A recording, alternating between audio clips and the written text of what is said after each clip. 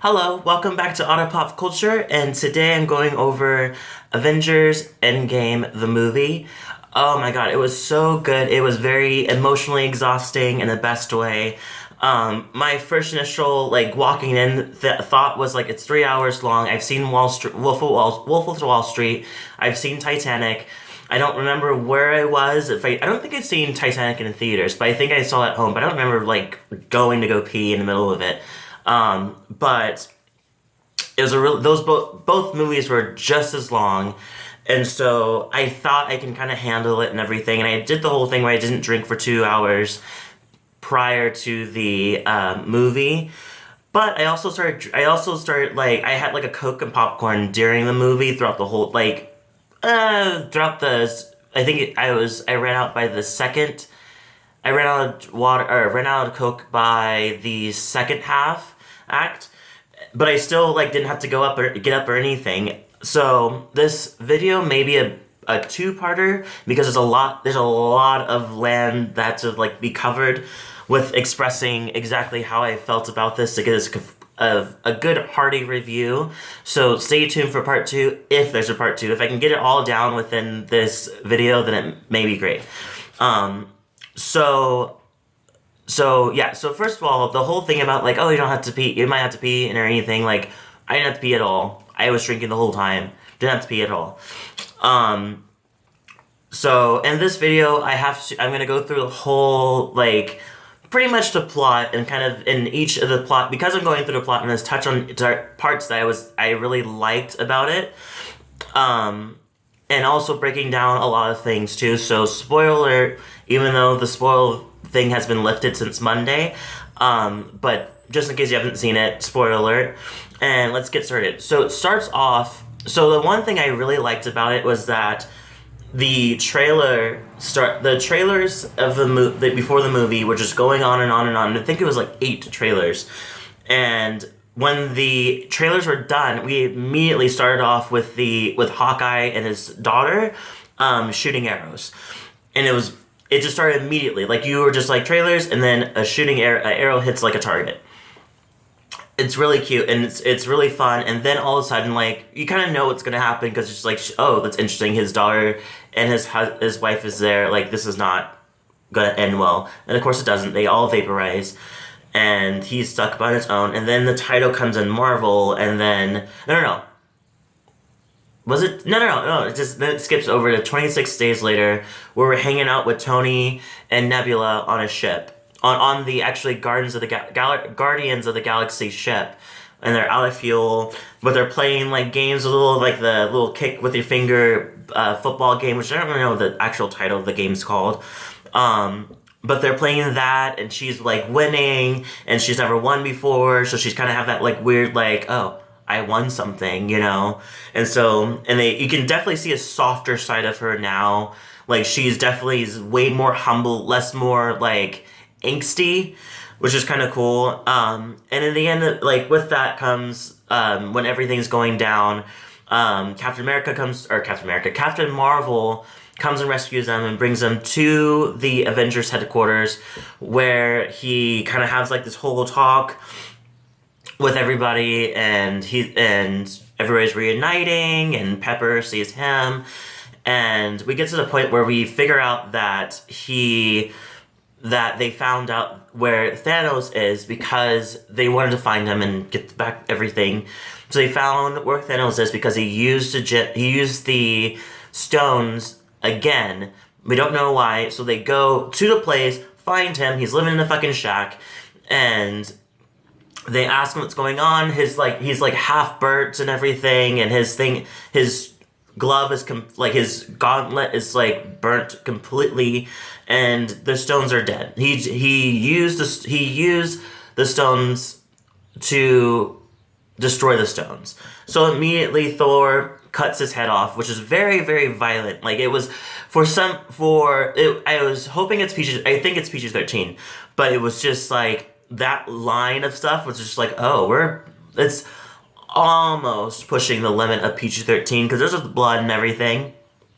So his head rolls down and everything, and then that's when it goes 5 years later, or it goes into credits, open credits and Marvel and Avengers, and it's 5 years later, and Steve Rogers is doing a support group with all the people that need to be like that with their family had been like vaporized and everything, so they're talking it out with him and all that stuff like that. So we're setting up a lot of things of like the reactions of what happened afterwards. And then Scott comes out of the quantum realm, and he from a rat that got him out.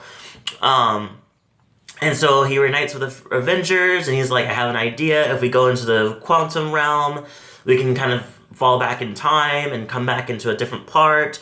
And everybody's on board, everybody's cool with it. So they gathered people, and with the gallery, we get to see how everybody is. So Hawkeye is now Ronin, and he's killing off all the like drug lords and everything.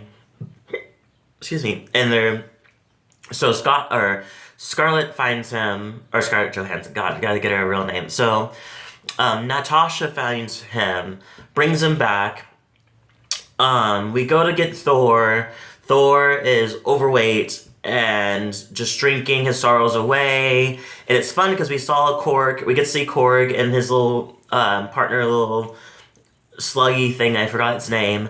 And which was kind of cool. And so we got to see that. And his he was very against going to do stuff, but they convinced him with some beer.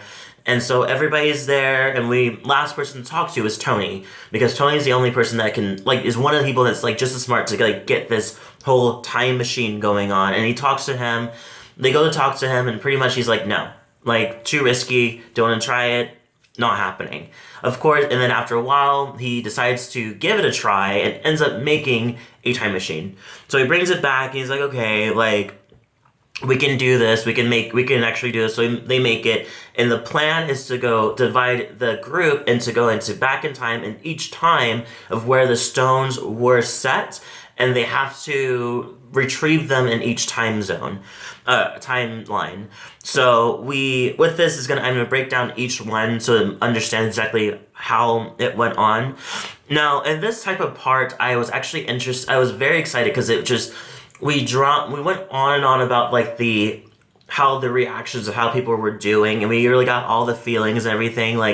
Natasha's hair is 5 years later, is her roots are completely grown out, and there's a hint of blonde showing that she's hasn't really been taking care of her hair with her bleach blonde or with her blondness, which is interesting. She could have went to the store and just grabbed some, there's less people in the world, so you could have, I don't know if you could steal stuff in this situation, or do you still have to buy stuff? Is there somebody sitting there at the, grocery store just well, life goes on, gotta just be my cashier, register, and do my thing, I don't really know if that's a thing yet, or all, but, so that happens, and so the split is that we have, they find out that there's 3 stones in one place, which is in New York, in 2012, which is the first Avengers. So Banner, Scott, Steve, and Tony decide to all go back in that realm. And they do that, they go back, and Banner tries to get the space stone, the time stone from the Ancient One, which is interesting to see that she was actually fighting indirectly with them, because I think she was more protecting the temple more than anything else. I think that's because it seemed like she kind of blocked it specifically around her. So I'm assuming that's what she was trying to do.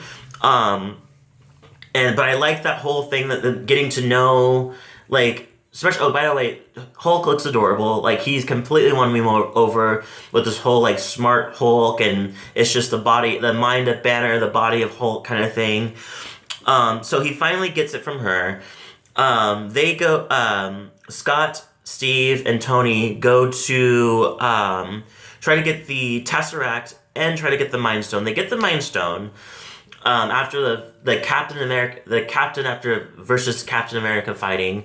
They finally get the Mind Stone, but they have to get the Tesseract, which is they lose it because during a time they were trying to get it, shit got crazy. So Loki, when he was captured, during the time he was captured, so we're near the end of this end of that first movie, where he's captured. He gets away with it and like literally vanishes away with the Tesseract. So with that, they had to go back in time even further to get more pinned little tablet thingies, and on top of that, get the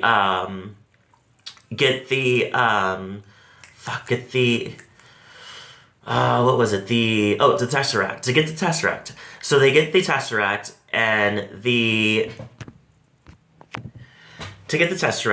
and what happened was they had to go back in time into like the 1970s, to go to New Jersey, because that's where Tony like just had a thought that that's might be where the Tesseract is, which it ends up being. And so they get that, but on top of that, they get to meet young Pym. They get to meet Tony gets to meet his father during a time that literally he was getting ready to be born. Like Tony was getting ready to be born, and Howard Stark was like trying to work that out in his mind about like how he felt about it. So it was kind of cool to see them kind of have that thing, but they end up getting a Tesseract and everything. So then we move on to the next level of people that are getting a Reality Stone is going Asgard in 2013. This is more of a flash nod to the movie Thor: Dark World. Thor and Rocket go to do it. Which is kind of cool because we got to see Thor's mom, and Thor's mom gets to see him in his like overweightness and his like depression and everything, and she really just kind of like lifts him up in that type of way. It's just like, like we all felt something, it's about being who you are and stuff like that. And so he builds up his confidence. On top of that, he was able to summon the hammer, which is really cool. And we got to see Jane Foster for like a split second, but we didn't get to see Rocket extract the Reality Stone goo from her. So we get that, they bring it back, and we go to Power Stone, which just gets a little hairy, because this one is back in Morag, which is 2014, which is the Guardian of the Galaxy verse movie. So this is with Rhodes and Nebula. So they go back and get that. They had to technically steal it before Quill does. So they pretty much just see him walking his way towards it. And it's funny because like the whole time in the movie in the beginning, you're assuming that he's singing all the songs, we're hearing the music and everything. But it's funny because like when you take it away from him, he's just singing in different parts of the songs. He's just being silly, and it's just ridiculous. So during his time though, there's a bit of a Nebula switch because Thanos figures out what's going on, sends Nebula to stop Nebula, knocks out Nebula, sends them back to the Thanos' ship, where we see Gamora, like past Gamora. So past Nebula switches with them, finds the time zone thing, and goes back with them without anybody knowing. No one had a clue. Moving forward, we go to the Soul Stone, which is Barton and Natasha go to the place where it was. I forgot what the name is. During this time, has to be one of the most saddest moments in Endgame, which is they have to like figure out what they have to. And we all know this from the Infinity War, is that somebody has to die. So you have to die. You have to choose the best. The thing that you love has to die.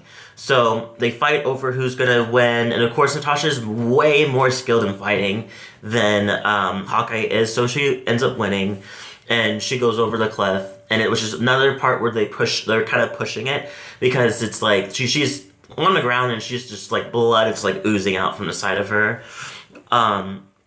By the way, pushing it is just more of just like, I kind of see that's like a borderline, more rated R kind of thing. I don't have a problem with it. I love gore.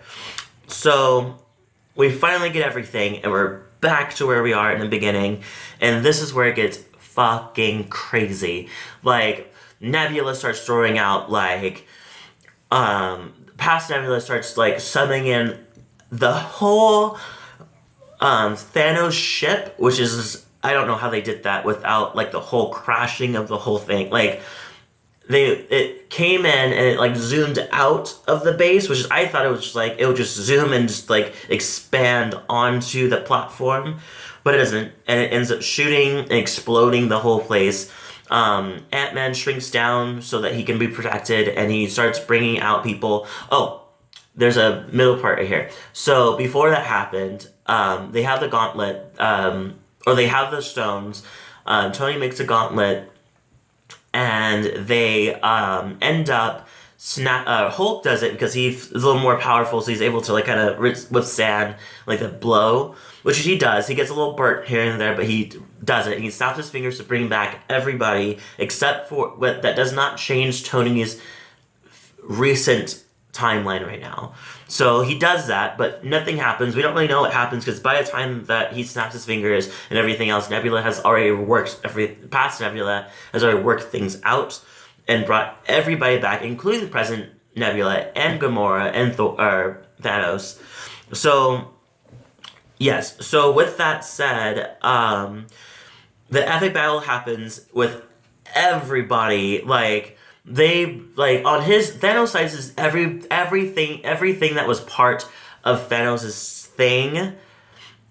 Like Thanos' group was just there, and it's like the little riding little serpent looking things that were in the first Avengers. The his side partners were there. Like everybody was there for his side.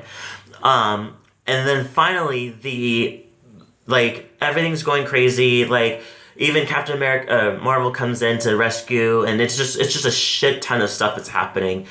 But they look like they're losing, and all of a sudden like all these like Doctor Strange circles are appearing, and Doctor Strange show up, and everybody else shows up, and even the sorcerers show up. It's pretty much like Wakanda's full group shows up.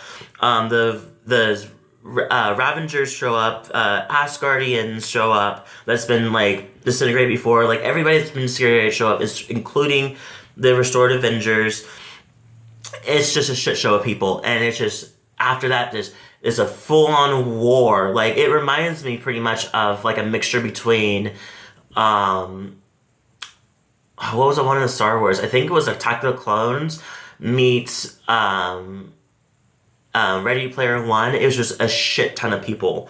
So everything happens, and people are doing well, and Thor comes out with two of his thingies, and he's getting beat up, but then all of a sudden, like, the hammer goes past him, and fucking, oh my god, like, obviously this needs to be a part 2. So actually, I'm gonna stop here and go into more, because I want to go more details about this fight, and I do not have time for all of it, except for the next video. So leave a comment below, tell me what you think so far, and I'll give you the complete fight, like, thing in the next video. And I hope everybody has a great week, and I'll see you guys in the next part 2.